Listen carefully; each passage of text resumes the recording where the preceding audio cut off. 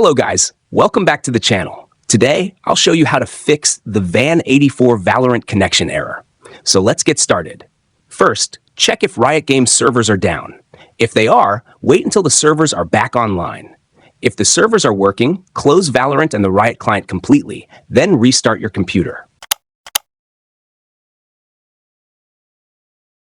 Next, restart your Wi-Fi router by turning it off for 30 seconds, then turn it back on.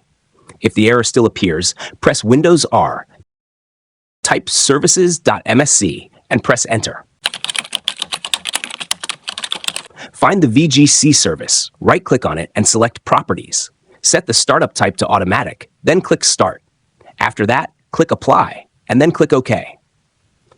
You should also disable any VPN or proxy you're using, as it can interfere with the game's connection. Finally, if nothing works, uninstall Riot Vanguard, restart your PC, and then launch Valorant again. Riot Vanguard will reinstall automatically. That's it. One of these methods should fix the VAN84 connection error in Valorant.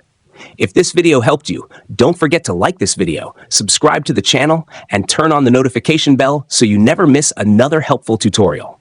Thanks for watching, and I'll see you in the next video.